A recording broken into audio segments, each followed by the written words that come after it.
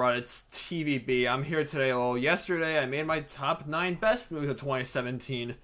You know, it's the perfect time to do the opposite. Here are my picks for the top 9 worst movies of 2017. These were the films I saw this year, viewers, that I found unlikable, boring, annoying, cringy, lame, forgettable, ugly, unnecessary, or just plain disappointing. And before I go into this list, again, I know it's like I'm being a dead horse, but it's my list, my opinion. It's based entirely off of my personal, feelings towards a film, and also based off what I've seen. I feel like every year there's just a load of really panned sequels to films that I just haven't seen, that I just don't even bother seeing. Like, I haven't seen Resident Evil 7, I haven't seen Underworld Blood Wars, I haven't seen Daddy's Home 2, I haven't seen 50 Shades Darker, I haven't seen Flatliners. I'm pretty sure there's plenty of really bad films that I just missed. But yeah, the bad films I did see this year, I will be featured in this video. And honestly, guys, these films, I had to watch some of my reviews to these films yesterday, just so I can refresh my memory on how bad these movies were. So yeah, let's get started. My number 9 choice, Smurfs: The Lost Village. Poor Sony. They've had a really rough year, haven't they? More on the Emoji Movie later. This film is better than the Emoji Movie, but Smurfs: The Lost Village, yeah, it's okay. The first Smurfs film, the one 2011 with Neil Patrick Harris, I remember liking it in middle school, but now I only really see it watching as as a guilty pleasure sort of thing. I haven't seen Smurfs 2. Heard it's absolute garbage, but this film, yeah, it is an improvement over the first Smurfs film. But it's all animated, and the animation in this movie is great, and it looks like something out of the original cartoon. But still, The Lost Village is just not that good. I feel like the older the OG Smurfs fans are all in their 30s and 40s and 50s now, right? But this movie is just it's so targeted towards kids, and the jokes in this movie it's full of cliches. It wasn't funny, it was just annoying, if anything. The characters and the things that happen, so especially Gargamel, who is probably on my list of worst villains of all time at this point, because he was just so annoying in this film. But yeah, Smurfs: The Lost Village is literally your disposable April animated film. The month of April this year was a worst month for movies than January was. That's saying something. Okay, here's my number 8 choice, The Mummy. The introduction to Universal's dark universe. The biggest problem with The Mummy is that it got too ambitious for its own good.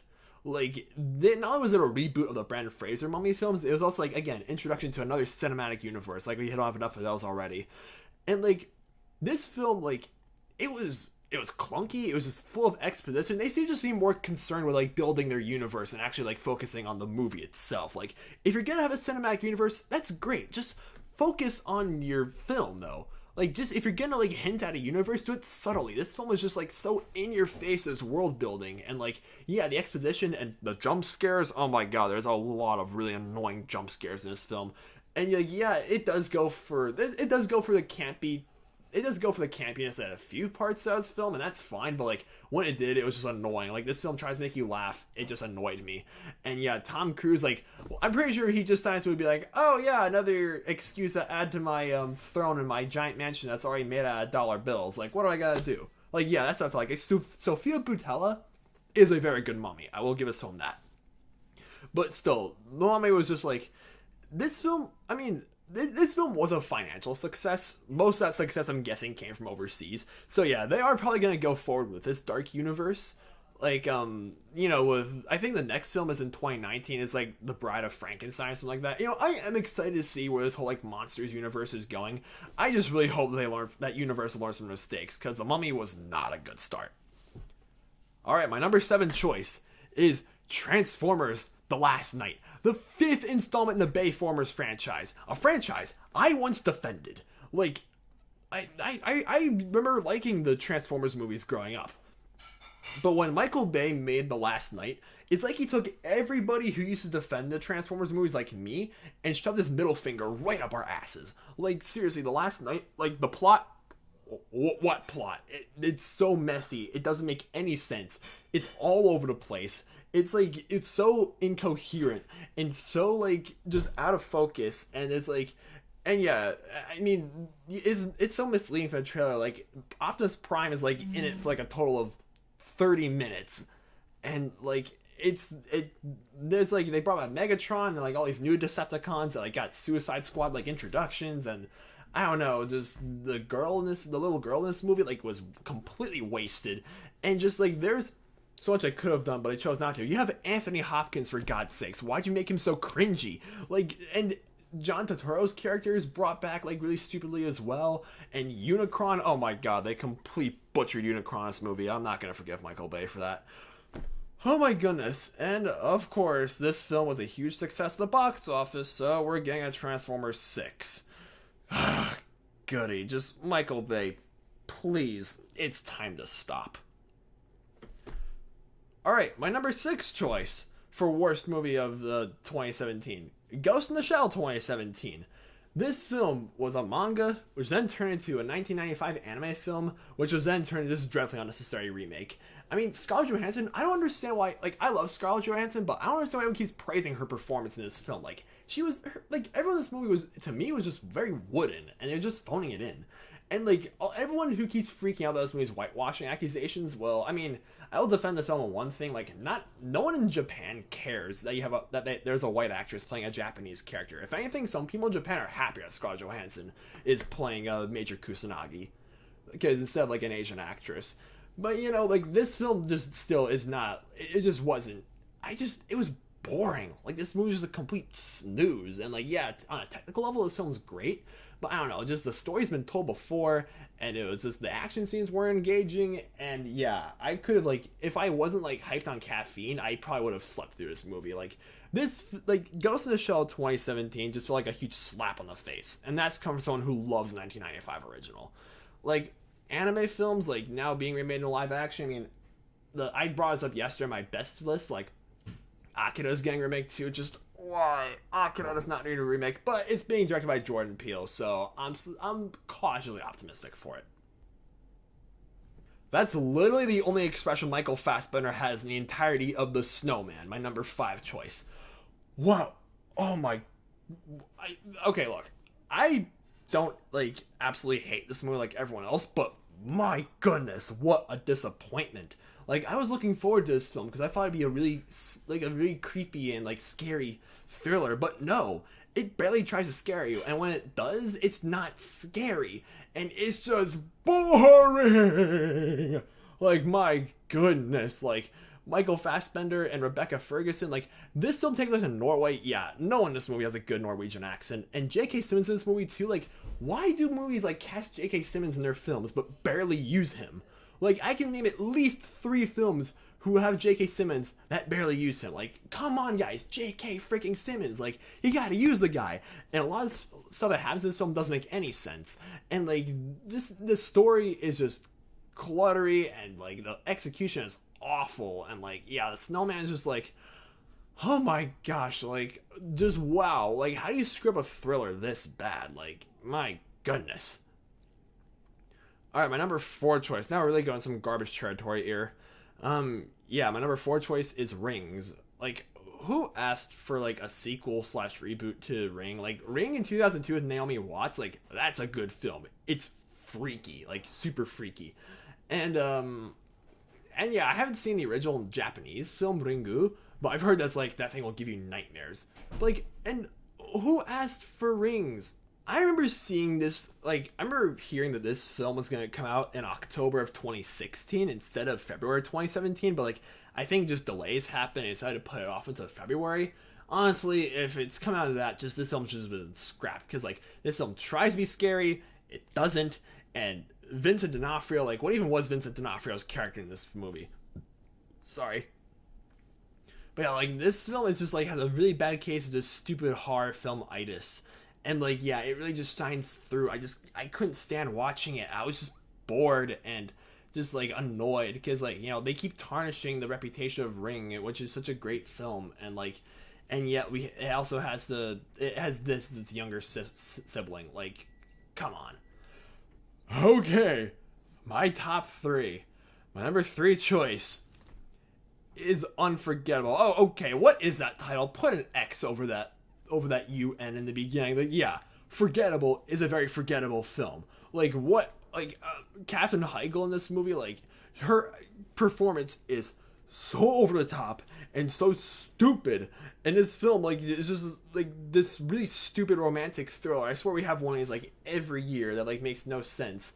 And like, oh my, honestly, I barely remember anything from Unforgettable. I just, like, that goes to show like it has probably the worst title in movie history. That's saying a lot. Like, Unforgettable, and yeah, I barely remember anything that happened in this movie. Like, guys, whatever did happen, like, I remember Katherine Heigl doing a lot of crazy, like, psychotic things. I remember a few sex scenes. Remember its really weird soundtrack. I remember all the really cringy lines in this movie about Facebook. It's like, you're not on Facebook or on Twitter. You basically don't exist. Oh my gosh. Yeah, don't see this. My top two. My number two choice for the second worst movie of 2017, what many would consider the most unnecessary movie of all time, and I completely see why people say this, and that is the Emoji Movie. Oh my gosh, I can't believe I was actually like trying to be optimistic about this thing, because I thought it was gonna be like the hidden surprise this summer. Like, you know, we all thought, oh, it's gonna be complete garbage, but like, oh, we see it and like, oh, it's actually not bad. But no, I really should have known better. This film, like, believe the like 6% it has on Rotten Tomatoes or whatever crazy low rating it has. It's like, TJ Miller, like, what are you doing? Why are you voicing an emoji, for crying out loud? And like, just like all these actors in this movie, you're just like, what did they have to do to convince you to be in this? There are so many questions I had in the Emoji Movie that just went completely unanswered. And there's like all these stupid plot holes, like, oh, well, if Gene and the meh emoji can't even like operate, but his parents are perfectly being meh, then why can't Gene's dad just go onto the phone instead of him? Like, he's not that old, like, he's not retired just yet. Or like their kid Alex, who uses the phone, like, he has to text this girl the right emoji so she can like him. Well, how did you get her number in the first place? Like, this film is such a horrible influence on kids, because basically, like, the moral, like, yeah, there's the whole be yourself message, like, you haven't seen that 1,000 times before, but like, it's also like, they want kids to like believe that emojis are the most important form of communication in the world. What happened to talking? What happened to writing letters? What happened to telegraphs? What happened to just like pick up a damn phone and calling someone and like, you know, actually hearing their voice? What happened to like, I don't know, like, the emojis was a important form of communication? Come on, like, this film is bombarded with cliches. Like, it's Wreck-It Ralph. It's like Wreck-It Ralph and Lego Movie and Inside Out had a really, like, you know, clumsy threesome and had this awful piece of trash called the Emoji Movie. Like, this film is, again, horrible influence for kids, absolute like brain damage to adults like me who had to sit through this. Just like, oh my gosh, like, it's gotta be up there for like worst animated movies of all time. And Sony Animation Pictures, like, I'm officially done with Sony Animation. Like, Peter Rabbit, I've considered seeing it just for Emma Watson or whoever's in it. The Star, I haven't seen, but I heard it. I'm happy The Star wasn't like completely trashed by critics, but it's having like an animated Spider-Man movie this like fall. Just why? All right. My number one choice. And if you've been watching me for a while now, and if you've seen what my most viewed like movie review of all time is, like, and if you've like, again, if you've been watching me for ever since like, you know, early May, if you had to guess, then you probably know what number one is. And that, my friends, is my pick for the worst movie of 2017 is Diary of a Wimpy Kid: The Long Haul. Believe I saw this movie and I flushed the movie ticket down the toilet after literally shitting on this movie.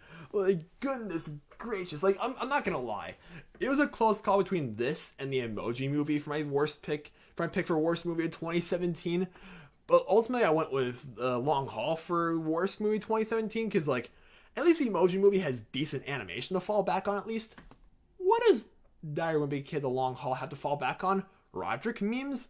Like, guys, I mean, Roderick is kind of funny in a few scenes in this movie, but still, not my Roderick.